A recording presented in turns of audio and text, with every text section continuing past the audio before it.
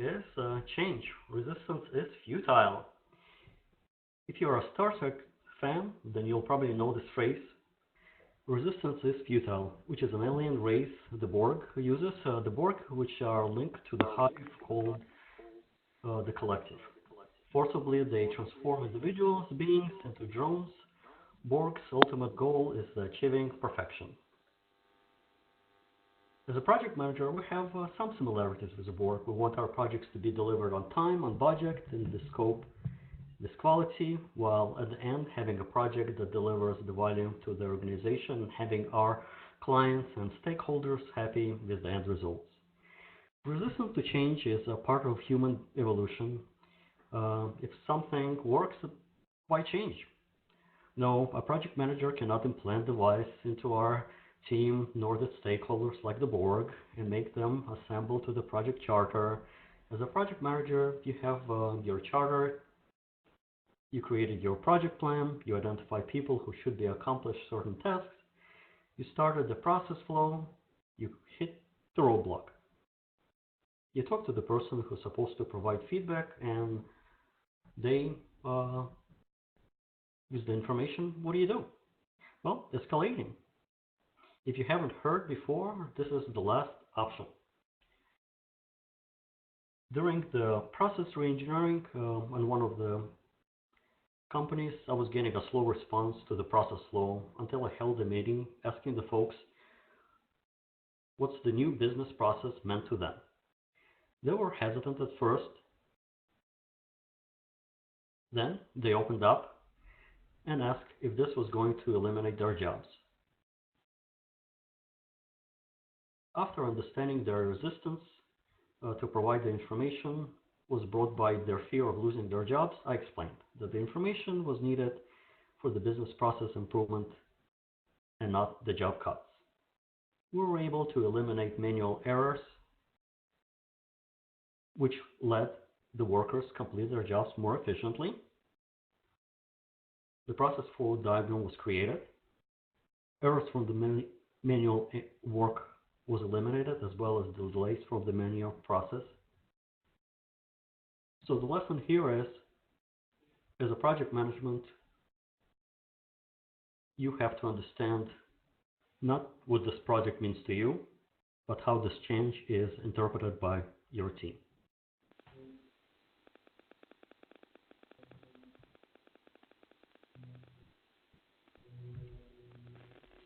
Communication methods to use. Communication, communication, communication. Which communication method to use?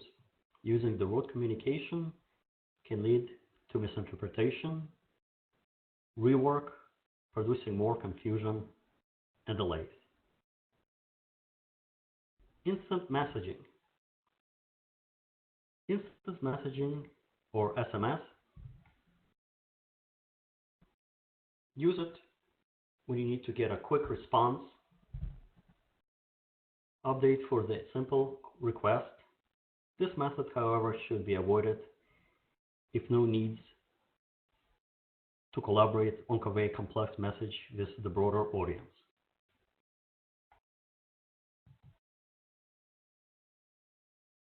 Email. It is communication choice for folks. However, it might not be as effective as other communication methods.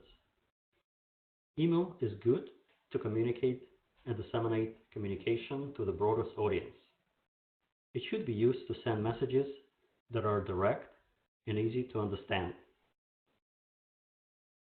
You should use it to send updates, share documents where quick responses are not necessary.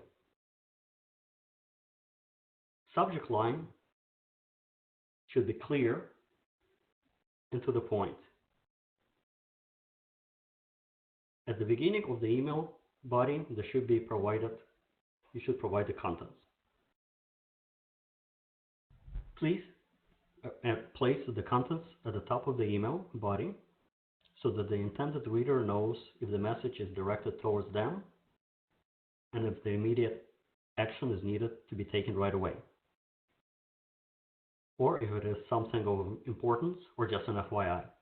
You should avoid email to communicate if you need to discuss complex issues or if you need a fast response. Telephone, teleconferences. Using teleconference when you have the need to interact with others and expect questions on topics which are of medium in complexity. Here, you'll be able to differentiate on people's tone, rate of speech, and based on that, be able to tell if your message is getting across somewhat better than if the responses were written.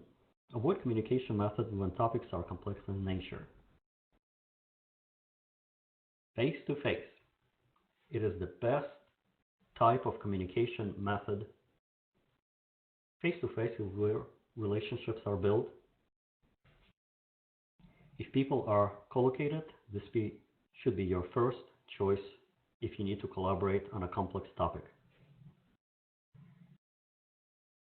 You are able to deduce how others are communicated, even if they are not speaking, by observing their body language, their gestures, their mannerisms, their eye contact, or lack of it. And you're able to observe not only the person who is speaking, but other people's responses.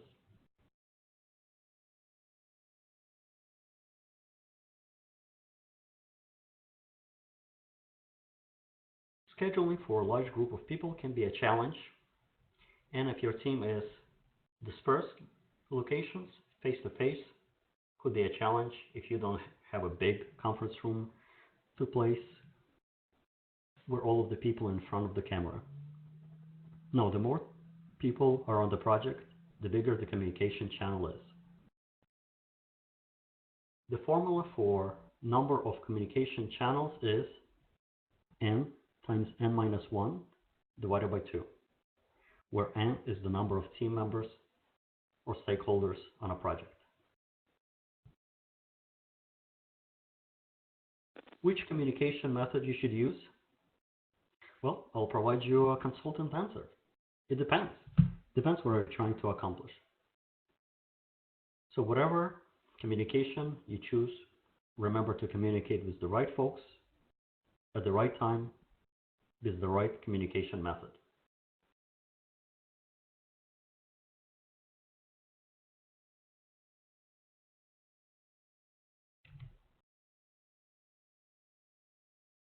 Conflict resolution. Who is your boss? When dealing with a conflict that involves a resource, we as a project managers need to get to the bottom of the conflict and its resolution. If we can't get to resolve conflicts ourselves, we've been told by persons to get persons manager involved.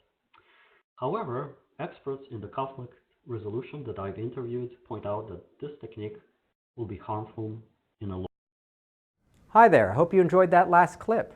My name is Michael Maludis, and if you'd like to watch the full 60 minutes of that last webcast, while also gaining complete unlimited access to our entire library of IT learning, simply visit our subscribe page at greatpro.org/subscribe. Unlimited annual access is $199 per year, but if you use the coupon code LEARN2EARN, you can drop that membership fee to just $149. That's less than $13 per month for unlimited access to over 1,000 hours of on-demand career development, covering the entire spectrum of IT management best practices, including business analysis and requirements, software development, quality and testing, risk management, process improvement, project management, and even digital transformation. But your membership doesn't just give you unlimited access to our vast learning library. You also get free access to our mobile app, as well as direct access to our network of over 300 of the world's leading IT consultants, all of whom are dedicated to putting practical knowledge at your fingertips so that you can learn more and earn more. I hope you will join me in becoming a member of the Great IT Professional and advancing your career with us. And if you're on YouTube, don't forget to hit that subscribe button above so that you get notified whenever we publish new free webcasts each week of the year. Thank you for your time and best wishes for your continued success.